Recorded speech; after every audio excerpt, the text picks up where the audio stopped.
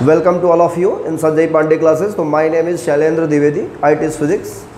तो आज हम अल्टरनेटिंग करंट का लेक्चर नंबर 4 पढ़ने जा रहे हैं।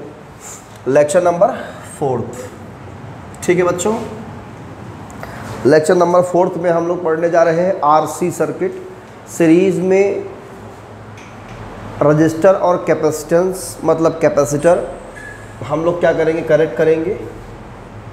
एक ये रजिस्टर लगा हुआ है आपका और यहाँ एक कैपेसिटर लगा रखा है ना।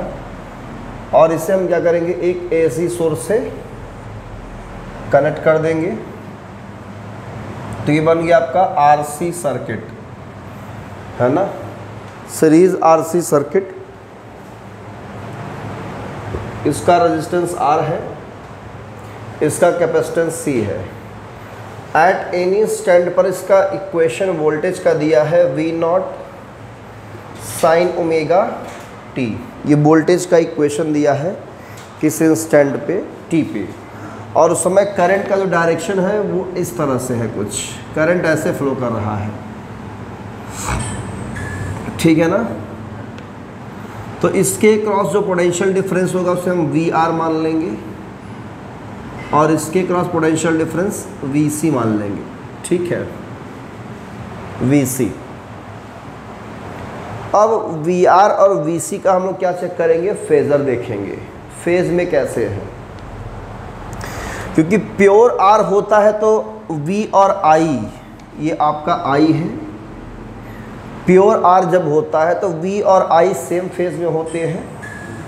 इसका जो वोल्टेज है एट एनी स्टैंड T पर V, वो V दो पार्ट में है, VR और VC। अब ये VR और VC कैसे है और उसका इफेक्टिव क्या होगा इस पूरे सर्किट में, वो हमें कैलकुलेट करना है। तो ये चेक कर सकते हैं with the help of phasor diagram. तो फेजर डायग्राम कैसे बनाएंगे इसका, आप यहाँ देख लीजिए। जब प्योर R होता है तो वोल्टेज VR भी इधर होता है, करंट भी इधर ही होता है। प्योर C में क्या होता है, पढ़ा है आपने, वोल्टेज जो होता है वो लैग करता है किससे, करंट से। ऐसा कुछ होता है, बोलो। या इसी को हम कुछ ऐसे दिखा सकते हैं, मतलब I ऐसे है तो वोल्टेज किधर रहेगा, पीछे की तरफ रहेगा, VC, वही चीज़ है। अब इस फेज़र को और इस फेज़र को हम क्या करेंगे, कंबाइंड कर देंगे। मतलब इधर हमारा क्या है, VR है, ये आपका I है। I से 90 डिग्री लैग करता है कौन, VC। तो ये है इसका फेज़र, ठीक है ना भाई। जब प्योर रजिस्टर होता है तो वोल्टेज और करंट सेम डायरेक्शन में होते हैं, तो इसके क्रॉस जो वोल्टेज होगा वो और करंट सेम डायरेक्शन में होंगे, मतलब सेम फेज में है। जब प्योर कैपेसिटर होता है तो उसके क्रॉस जो पोटेंशियल डिफरेंस बनेगा वो लैग करता है 90 डिग्री किससे, करंट से। तो करंट से देखो 90 डिग्री लैग कर रहा है कि नहीं कर रहा है बच्चा, कर रहा है ना। जब करंट से 90 डिग्री लैग कर रहा है तो वोल्टेज से भी, इस वोल्टेज VR से भी क्या करेगा, 90 डिग्री लैग करेगा। तो क्या करेंगे हम, इसका रिजल्टेंट लेंगे, किसका, VR और VC का। तो इस वेक्टर की पैरेलल शिफ्टिंग करेंगे और एक पैरेललोग्राम बना देंगे।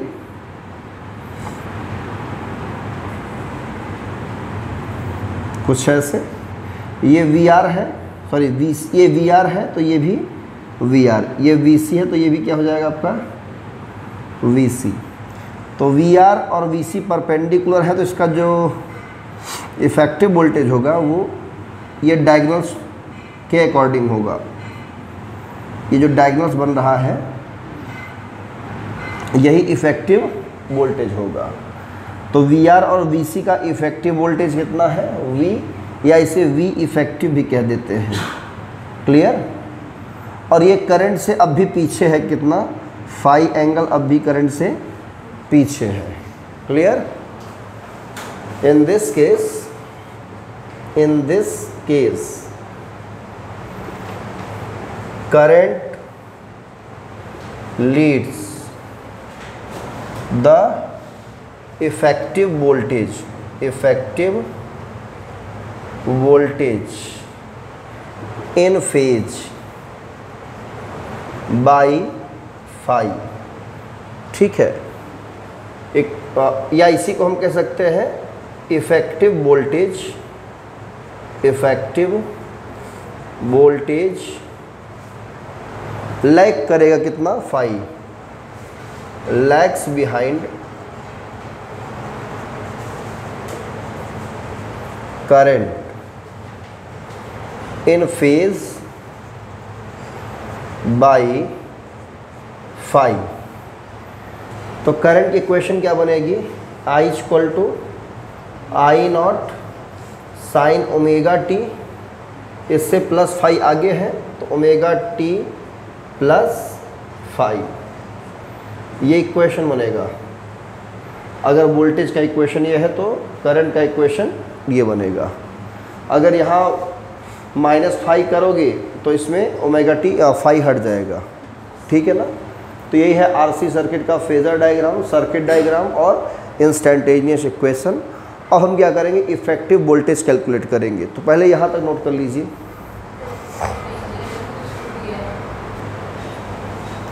तो अब हम क्या करेंगे, इसको इरेज करेंगे और इफेक्टिव वोल्टेज V का एक फार्मूला बनाएंगे, ठीक है ना। तो इक्वेशन तो लिख लोगे ना देख करके, अब कौन किससे लैग कर रहा है, कौन किससे लीड कर रहा है, यही आपको देखना होता है। तो ये इफेक्टिव वोल्टेज निकाल सकते हैं किस थ्योरम से, पाइथागोरस थ्योरम से। तो effective voltage can be calculated by V effective equal to under root VR square plus VC square, ये VR square plus VC square, ये इफेक्टिव वोल्टेज।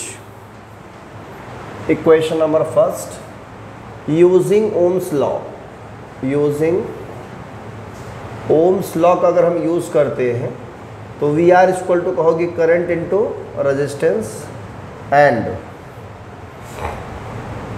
VC कितना होगा, I इंटू XC। ये value put करेंगे यहाँ पे। तो by equation first V effective कितना जाएगा हमारा, under root I square R square plus I square XC square. I square common ले लेंगे, बाहर आ जाएगा। तो V इफेक्टिव कितना जाएगा हमारा, I under root R square plus XC square. Equation number इसको हम बना सकते हैं सेकेंड, आप लोग इसको नोट कर सकते हैं। तो V इफेक्टिव कितना आएगा हमारा, I under root R square plus XC square. तो अगर ये V इफेक्टिव आया है तो हमारा जो I है ये I इफेक्टिव है, मतलब IRMS कह सकते हैं। तो V इक्वल टू IR, ये पूरा क्या है आपका, एक रेजिस्टेंस है ना। तो आप कह सकते हो under root R square plus XC square is an effective resistance, effective resistance and is called impedance. क्या कहते हैं इसको, इम्पीडेंस ऑफ CR सर्किट या RC circuit. Clear. It implies that Z equal to क्या हो जाएगा आपका, under root R square plus XC square. Question number third, अब ये Z क्या है आपका, इफेक्टिव रेजिस्टेंस है, और V क्या है, इफेक्टिव वोल्टेज है। तो यहाँ पे I क्या मिल जाएगा हमें, इफेक्टिव करंट, है ना। तो by equation second and third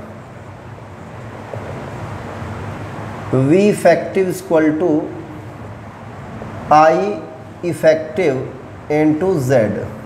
तो I इफेक्टिव कितना जाएगा, V इफेक्टिव अपॉन Z, ठीक है। आप ये बात कह दो जो पूरे सर्किट में इफेक्टिव है। इफेक्टिव का मतलब ये होता है कि हमेशा वही बना रहेगा, है ना भाई। करंट तो घटता बढ़ता रहेगा तो चलेगा, लेकिन एक अमाउंट ऐसा होगा जो कि हमेशा रहेगा, वो उससे कम नहीं होगा, ठीक है ना। उसे बोलते हैं इफेक्टिव। तो इफेक्टिव वोल्टेज को हम इफेक्टिव वोल्टेज हो या इफेक्टिव करंट हो, इसे हम लोग रूट मीन स्क्वायर वेलोसिटी भी, सॉरी वेलोसिटी कह रहे हैं, रूट मीन स्क्वायर वैल्यू भी कह सकते हैं, ठीक है ना। मतलब इफेक्टिव मतलब IRMS, तो आप इसे IRMS के टर्म्स में भी लिख सकते हो। IRMS का मतलब भी इफेक्टिव ही होता है। VRMS बाई Z, आप इसे ऐसा भी लिख सकते हो, ठीक है। कोई कंफ्यूजन इसमें? नोट कर लीजिए यहाँ तक। अब थोड़ा सा इसको हम फेजर डायग्राम को इरेज करेंगे। और जो इक्वेशन में फाई आपने देखा था, ये फाई अगर कैलकुलेट करना है तो कैसे कैलकुलेट करेंगे? tan phi, and tan phi कितना होगा? ये फेजर के हेल्प से हम निकालेंगे। परपेंडिकुलर ये है और ये क्या है? बेस। ये भाई 90 डिग्री है, तो ये परपेंडिकुलर, ये क्या हो जाएगा? बेस। तो परपेंडिकुलर कितना हमारा है? ये VC है। क्या है ये? VC अपॉन ये क्या है? VR। VC equal to IXC upon IR, I से कैंसिल। tan फाई कितना मिल जाएगा हमें? XC by R, XC by R। Clear? यही है आपका tan फाई। क्लियर है CR सर्किट? नोट कर लीजिए यहाँ तक।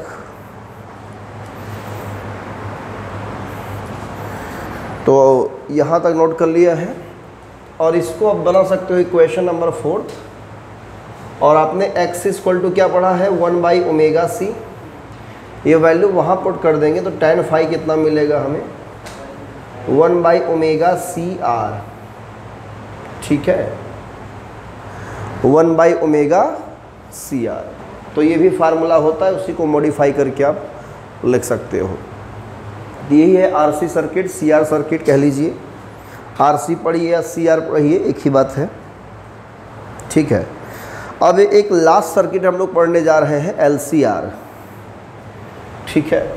LC का सर्किट नहीं बनता, L और C का सर्किट नहीं बनता, ठीक है ना। और उसका हम लोग ऑसिलेशन चेक करते हैं, किसका? L और C का। कुछ कंडीशंस पे हम लोग क्या देखते हैं? उसका ऑसिलेशन, है ना। तो जो कि सिलेबस में रिड्यूस है इस बार NCERT में, LC ऑसिलेशन नहीं है। तो पहले हम लोग पढ़ेंगे LCR, फिर बात करते हैं, ठीक है। LCR सर्किट, ये सर्किट नंबर 6 है। LCR सर्किट, कुछ लोग RLC करते हैं, ठीक है। LCR कहो या RLC सर्किट, ये सीरीज़ है, सीरीज़ LCR है ना। मतलब L, C और R तीनों सीरीज़ में कनेक्ट करेंगे। L का मतलब होता है इंडक्टिव क्वाइल। ये आपका इंडक्टिव क्वाइल है, यहाँ कैपेसिटर लगा दिया, फिर यहाँ रजिस्टर लगा दिया, बन गया LCR सीरीज़। और हमने AC सोर्स लगा दिया, कनेक्ट कर दिया यहाँ पे, ठीक है, AC सोर्स। क्लियर? किसी इंस्टेंट पे करंट ऐसे फ्लो कर रहा है, कुछ इस तरह से, I। इसका इंडक्टेंस L है, कैपेसिटेंस इसका C है, इसका रेजिस्टेंस R है। ये पॉइंट से अटैच है। इसके क्रॉस पोटेंशियल डिफरेंस VL है, इसके क्रॉस VC और इसके क्रॉस VR, ठीक है। एट एनी इंस्टेंट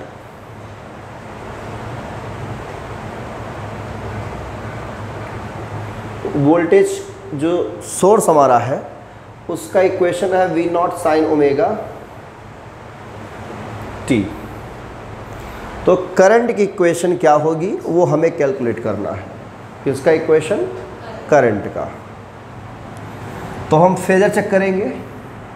जब प्योर इंडक्टर होता है तो वोल्टेज लीड करता है किससे? करंट से। कितना? 90 डिग्री। जब प्योर कैपेसिटर होता है तो वोल्टेज लैग करता है करंट से। कितना? 90 डिग्री VC। प्योर रजिस्टर होता है तो वोल्टेज और करंट क्या होते हैं? सेम फेज में होते हैं। तो इनका हम कंबाइंड फेजर डायग्राम क्या करेंगे? बना लेंगे, है ना। ये जो V हमारा है यहाँ पे, ये V, VL, VC, VR तीनों के सम क्या है? इक्वल है। VL plus VC plus VR। ये इफेक्टिव जो वोल्टेज हमारा है वो 3 पार्ट में बढ़ जाता है। तो फेजर डायग्राम क्या बनेगा यहाँ पे? फेजर डायग्राम तो हम बनाएंगे कुछ ऐसे। इधर लेंगे voltage VR, I same phase में है। इससे VL क्या करता है? लीड करता है। कितना? 90 डिग्री। और VC क्या करता है? लैग करता है। कितना? 90 डिग्री। यह है इसका ओरिजिन। ठीक है, तो यही है फेजर डायग्राम LCR के लिए। अब यहाँ पे 2 कंडीशन बनेंगे। कभी ऐसा होगा कि इसके क्रॉस जो पोटेंशियल डिफरेंस VL होगा वो ज़्यादा होगा VC से, और कभी ऐसा कंडीशन बनेगा कि VC ज़्यादा होगा VL से। और VL, VC, VR जब तीनों ऐड करोगे तो हमेशा इसके V के बराबर आएगा, है ना। तो किसी इंस्टेंट पे VL बड़ा हो सकता है और किसी इंस्टेंट पे VC बड़ा हो सकता है ना। कुछ ऐसा कंडीशन बन जाए तो क्या करेंगे? तो हम कह सकते हैं कि यहाँ पे 2 केस ले सकते हैं कि VL बड़ा हो VC से या VC बड़ा हो VL से। 2 केस बनाएंगे। तो सबसे पहले डायग्राम बनाइए इसको।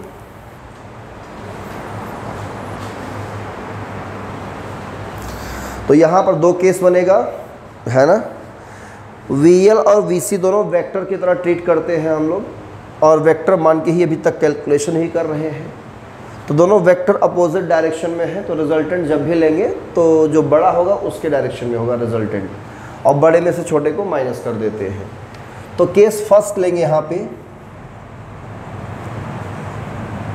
If VL is greater than VC, किस इंस्टेंट पे हमने मान लिया कि VL बड़ा है VC से, देन रिजल्टेंट क्या होगा? Resultant voltage will be VL minus VC। किसके डायरेक्शन में होगा? It will be in the direction of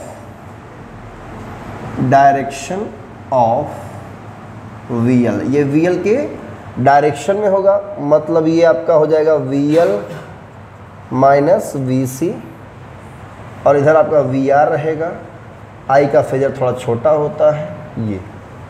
ये है ओरिजिन। क्लियर?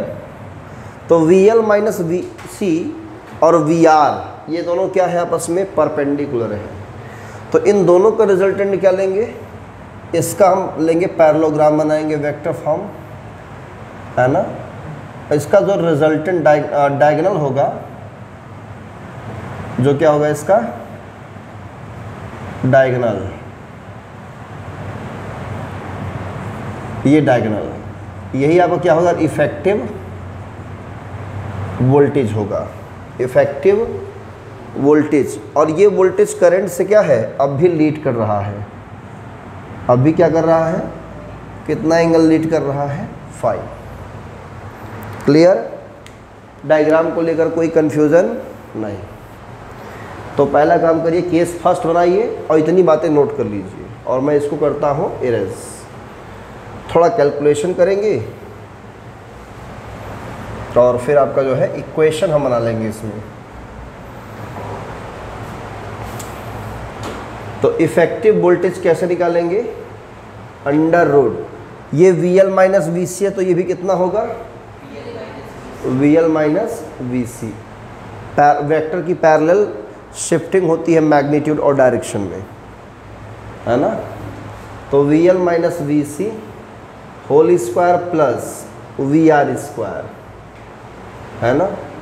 क्या करेंगे, ओम्स लॉ लगा देंगे यहाँ पे। Equation first using Ohm's law, तो VL इक्वल टू क्या होगा IXL, VC कितना होगा IXC और VR कितना होगा I इंटू R।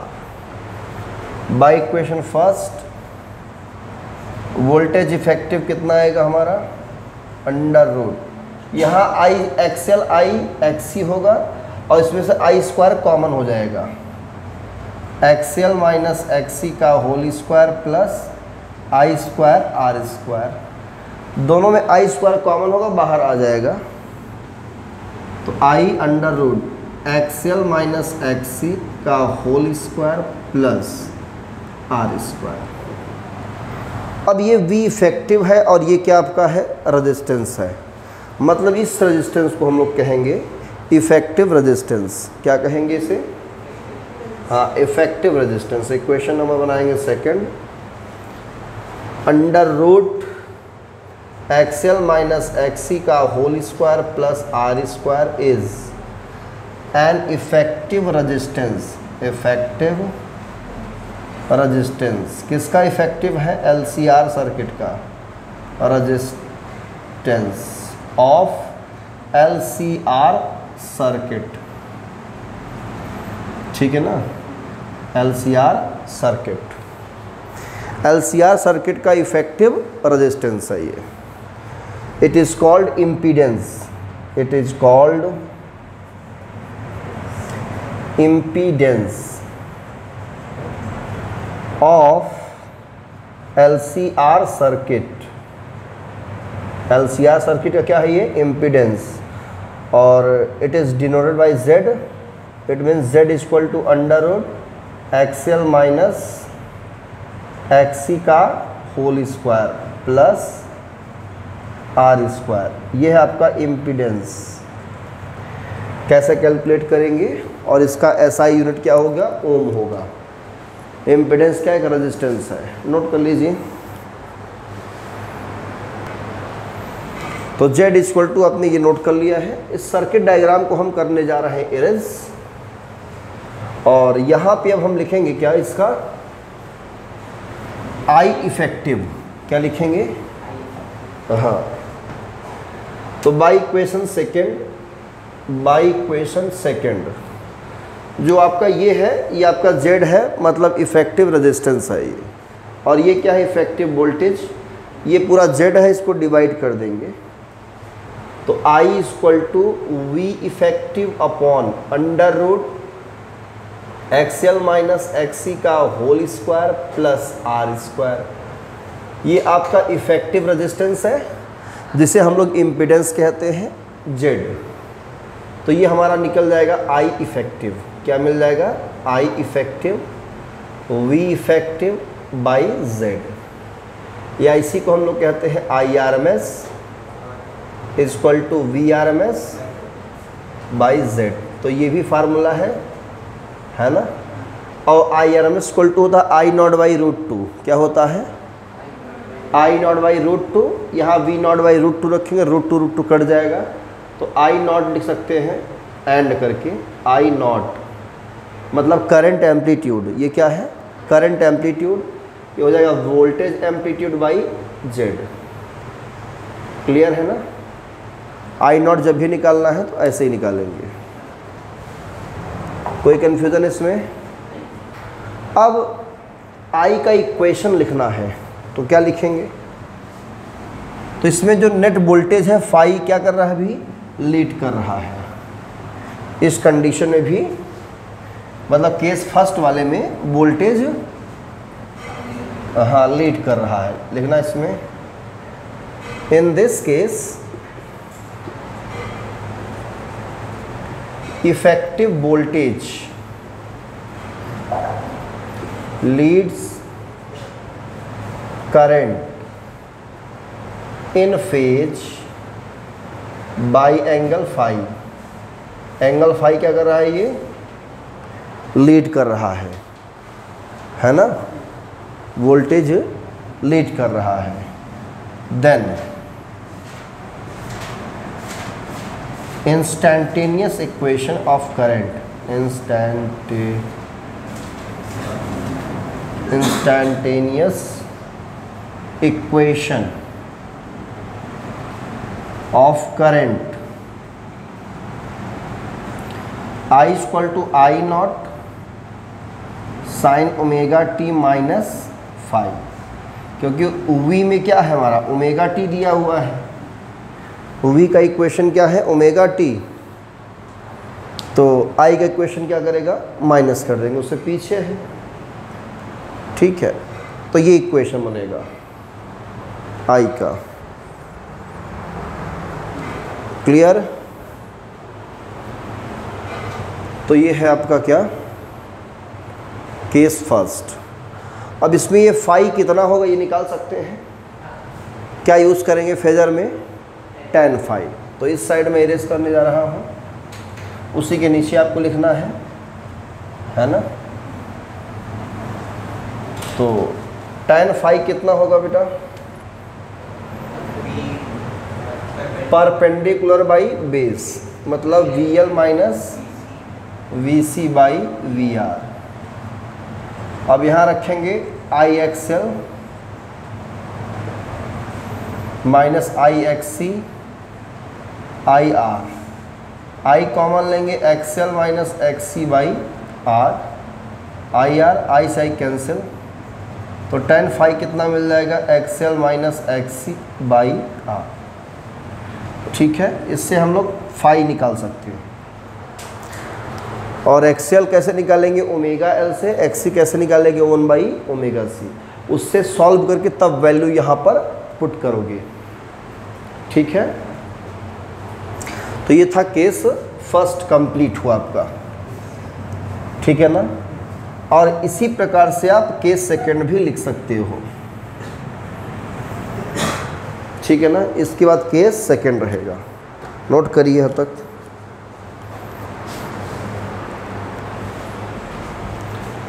तो ये था केस फर्स्ट, इसको हम इरेज करने जा रहे हैं। अब केस सेकंड पर चर्चा करेंगे, है ना। अभी तक हमने VL लिया था VC से बड़ा, अब क्या करेंगे, VC लेंगे। VC बड़ा है VL से, है ना। किसी इंस्टेंट पर कभी VL बड़ा होता रहे, कभी VC बड़ा होगा, कभी VR तो कांस्टेंट रहेगा हमेशा, है ना भाई। वो तो करंट के साथ सेम डायरेक्शन में है, सेम फेज में है। इन्हीं दोनों का लफड़ा है ना, किसका, इंडक्टर का और कैपेसिटर का।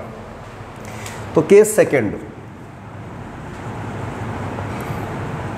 If VC greater than VL,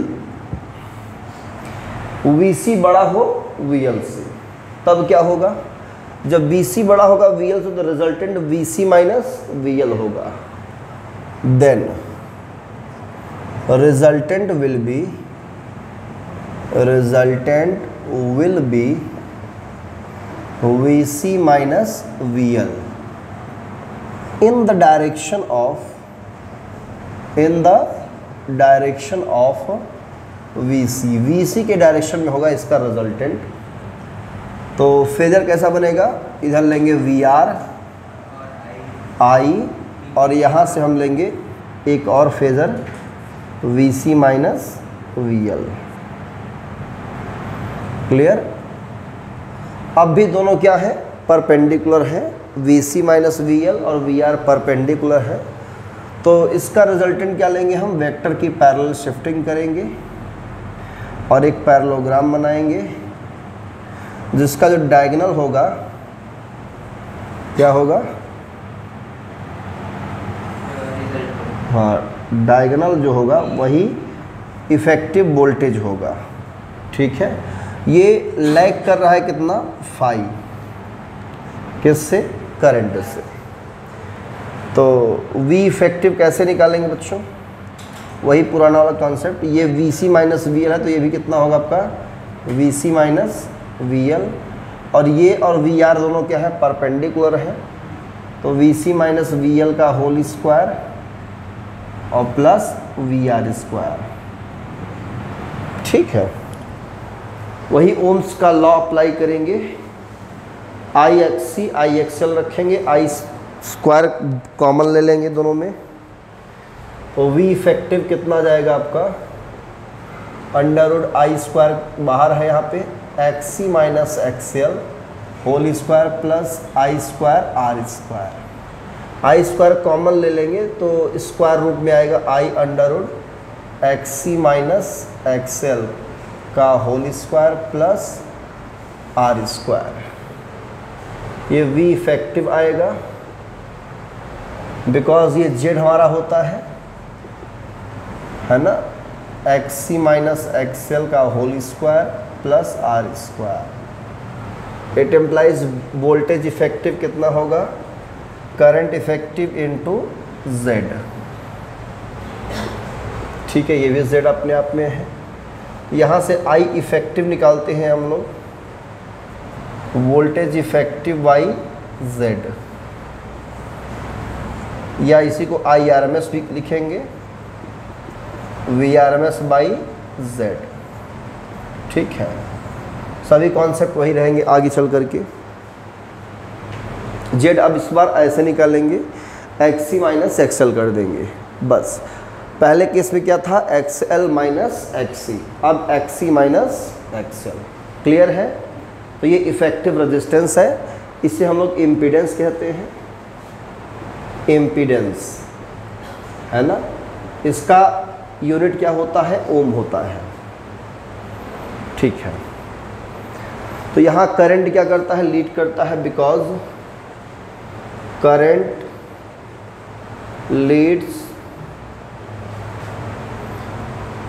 from effective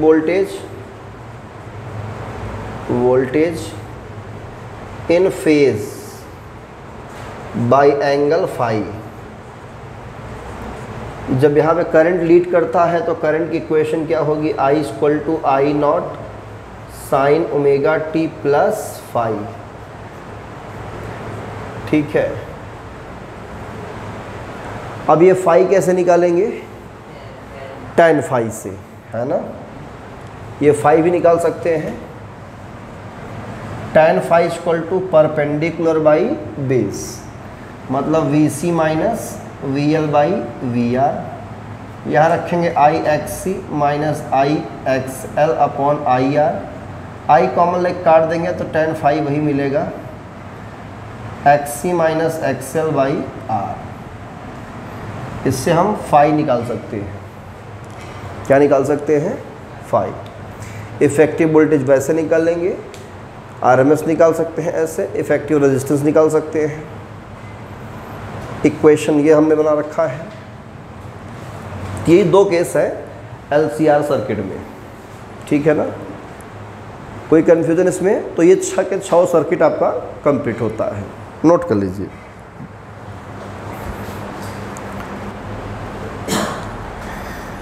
तो ये था 6 सर्किट। अब इन सभी सर्किट्स में हम लोग क्या चेक करेंगे, पावर। इन सभी सर्किट में हम लोग क्या चेक करेंगे, power. Power in AC circuits. तो पावर कौन सा लेंगे हम, इंस्टेंटेनियस पावर लेंगे कि इफेक्टिव पावर लेंगे कि एवरेज पावर लेंगे। इफेक्टिव को निकालने से, क्योंकि पीआरएमएस तो होता ही नहीं, ये होता है नहीं होगा, है ना। हम एवरेज पावर लेंगे, क्या लेंगे, अच्छा एवरेज पावर कैसे निकालेंगे, उससे पहले आपको इंस्टेंटेनियस पावर पता होना चाहिए, किस इंस्टेंट पर, है ना। तो मैं मान लेता हूं किसी इंस्टेंट पे वोल्टेज लीड कर रहा है आई से या करंट लीड कर रहा है आई से, किसी एक को लीड कराना पड़ेगा, है ना। भाई दोनों को सेम फेज में तो ले नहीं सकते। मान लेते कोई ना कोई एक यानी करंट या वोल्टेज में से कोई एक क्या कर रहा है, लीड कर रहा है किसी इंस्टेंट पे। तो पावर का फार्मूला आपने पढ़ा ही है ना, P into P equal to V I. तो ये जो V और I है दोनों, ये इंस्टेंटेनियस करंट है और ये इंस्टेंटेनियस वोल्टेज है। जब इंस्टेंटेनियस, ये इंस्टेंटेनियस, तो ये क्या होगा, ये भी इंस्टेंटेनियस होगा, है ना। तो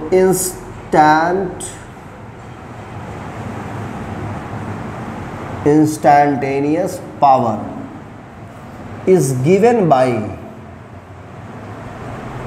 P equal to V I. क्लियर। तो यहां मान लेते हैं at any instant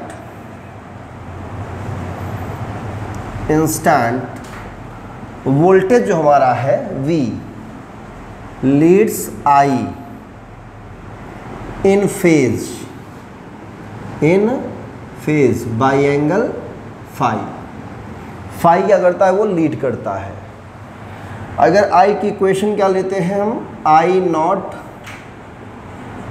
sign omega T, तो वोल्टेज की इक्वेशन क्या होगी, ये लीड कर रहा है कितना, फाई, तो फाई इसमें क्या होगा, ऐड हो जाएगा। बोलो सही है। आई का इक्वेशन अगर लेते हैं, आई नॉट साइन ओमेगा टी, और वी इसमें लीड करता है, तो वी का इक्वेशन क्या बनाएंगे आप लोग, V naught sine omega T plus phi इसमें ऐड कर देंगे, है ना। अगर मान लेता हूँ ये लैग कर रहा है, अगर मैं ये लिखता कि आई लैग कर रहा है वी से फाई, तो पहले किसका इक्वेशन लिखते, वोल्टेज का लिखते, v equal to V naught, sorry यहाँ मिस्टेक से आई नॉट लिखा है, V naught sine omega T लिखते, तो इसमें माइनस फाई कर देते, है ना। आप ये भी यूज़ कर सकते हो। और v equal to V naught sine omega T अगर है, तो आई की इक्वेशन क्या बनेगी, I naught sine omega T minus phi. चाहे आप ये पेयर यूज़ कर लो या ये पेयर यूज़ कर लो, कोई एक पेयर आप यूज़ कर सकते हो इस इक्वेशन में, मतलब इंस्टेंटेनियस पावर कैलकुलेट करने में कोई एक पेयर आप यूज़ कर सकते हो, ठीक है ना। तो by equation first value put करने जा रहे हैं बच्चों। इंस्टेंटेनियस पावर कितना मिलेगा, वी नॉट साइन, हम वही रख लेते हैं, चलो ओमेगा टी, ठीक है। आई के प्लेस पे I naught sine omega T minus phi, बोलो सही है, वो पेयर रख लेते हैं। आई नॉट को इसके साथ कर दो, I naught into V naught, या वी नॉट आई नॉट, जैसी आपकी मर्जी, भगवान की मर्जी है। I naught V naught sine omega T, ये बचेगा sine A minus B, trigonometry पढ़ा है। Sine A minus B formula क्या होता है, sine A cos B minus cos A sine B होता है ना। चलो यूज़ कर लेते हैं, sine A cos B minus cos A sine B, कोई कन्फ्यूज़न नहीं। ये बेचारा अकेले क्या कर रहा है, यहाँ पे अंदर भेज दो। I naught V naught sine square omega T cos phi minus sine omega T cos omega T sine phi, वो सही है, क्या सही है,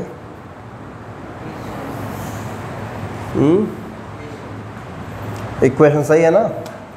ये P इंस्टेंटेनियस पावर आ गया, बट इसका हम करेंगे क्या इंस्टेंटेनियस का, है ना। तो इंस्टेंटेनियस से हम बहुत लंबा कैलकुलेशन हो जाएगा हमारा। एवरेज लेना है तो हम क्या करेंगे मालूम है, इसकी इस सबकी की एवरेज वैल्यू अगर पुट कर दें यहाँ पे, साइन स्क्वायर ओमेगा टी, मतलब यहाँ पे वेरिएबल कौन है जिसमें ओमेगा टी लगा है, फाई तो कांस्टेंट है ना, एक फैक्टर है ये क्या है, एक फैक्टर, ये भी एक फैक्टर है। Sign square omega T sign omega T cos omega T, ये वेरिएबल है। तो इनका एवरेज वैल्यू अगर हम रख दें यहाँ पे, तो हमें एवरेज पावर मिल जाएगा। क्लियर। तो लेकिन ये हम कंप्लीट वन साइकिल के लिए लेंगे, एक कंप्लीट साइकिल के लिए, for a complete cycle complete cycle. Average value of sine square omega T कितना होता है 1/2, ये ध्यान रखना। And sine omega T equal to होता है cos omega T equal to 0। ध्यान रखना इसको। एसी का अगर एक कंप्लीट साइकिल बनाते हैं तो sign omega T cos omega T दोनों की वैल्यू 0 होती है, ठीक है ना, दोनों की वैल्यू 0। और स्क्वायर का अगर है साइन स्क्वायर ओमेगा टी तो उसका 1/2। तो यहाँ से हम एवरेज पावर लिखेंगे, जो पावर आएगा वो क्या होगा, average power V naught into I naught 1/2 cos phi minus 0 into all, क्या हो जाएगा 0। तो फाइनली हमारा एवरेज पावर क्या जाएगा, V naught I naught by 2 cos phi. Equation number second. ये एवरेज पावर का फार्मूला है, ठीक है ना, नोट कर लीजिए।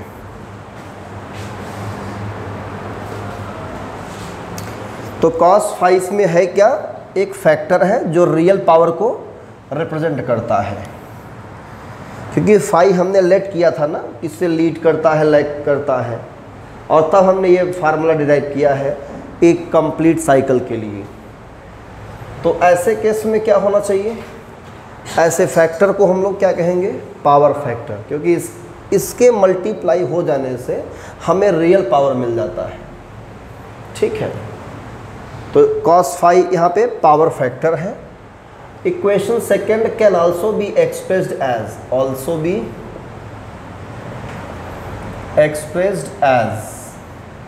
कैसे एक्सप्रेस करेंगे, पावर एवरेज वी नॉट को हम बाई 2 है इसे लिखेंगे V naught by √2 I naught by √2 cos phi. और ये होता है कि आपका VRMS effective voltage, effective current, है ना, ये है VRMS और ये है IRMS। तो एवरेज पावर का फार्मूला क्या होगा, VRMS IRMS cos फाइव। तो ये जो पावर है हमारा वो फाइव पर डिपेंड करेगा, फेज डिफरेंस किसके बीच, वोल्टेज और करंट के बीच। इक्वेशन नंबर थर्ड, तो थर्ड तक नोट करें।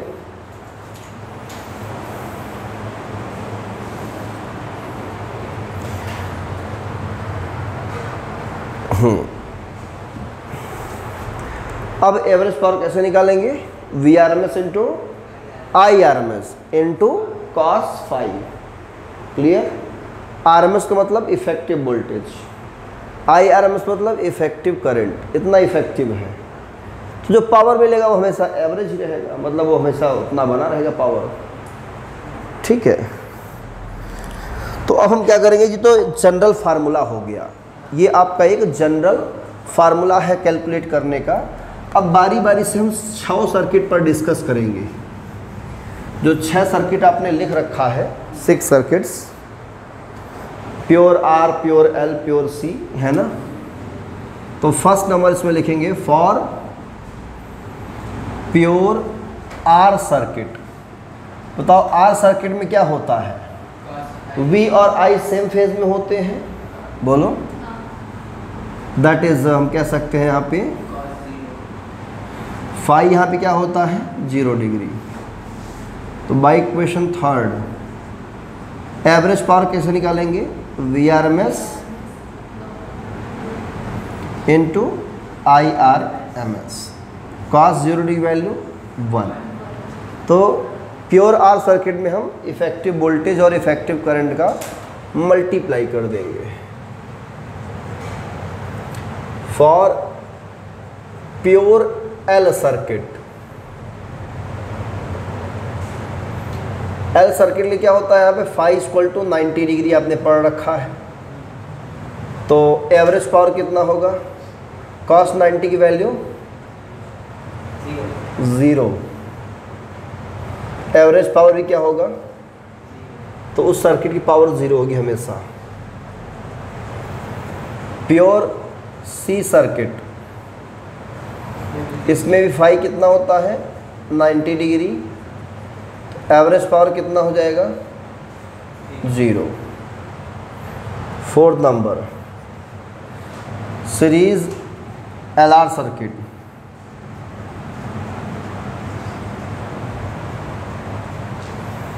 इसमें हमने tan फाई निकाला है कितना,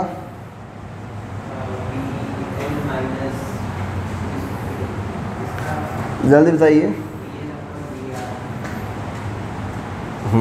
perpendicular by base VL minus VR ना, जल्दी बोलो।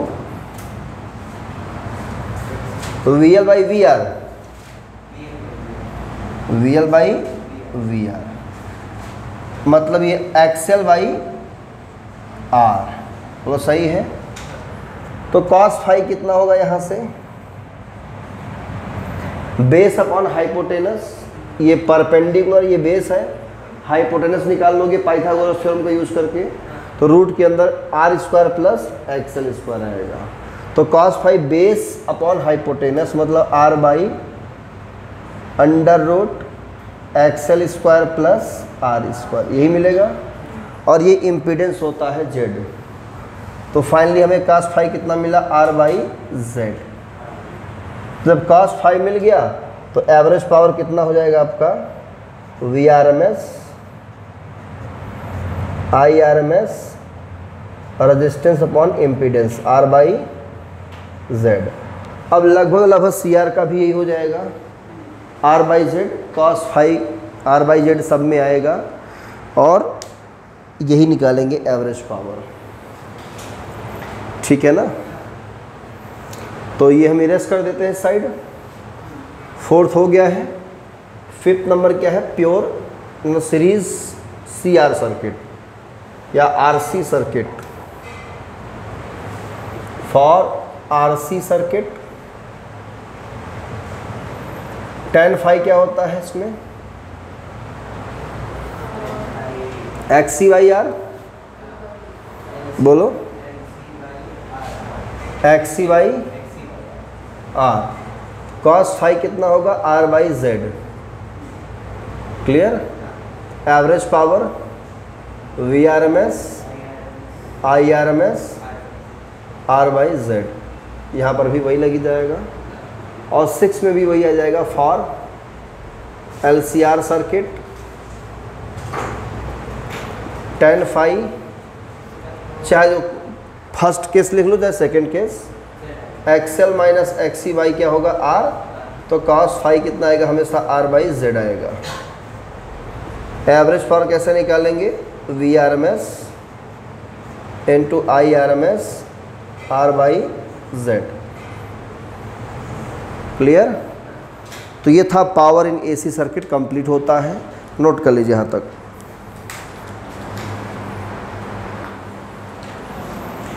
तो ये है आपका एवरेज पावर कंप्लीट होता है बच्चों।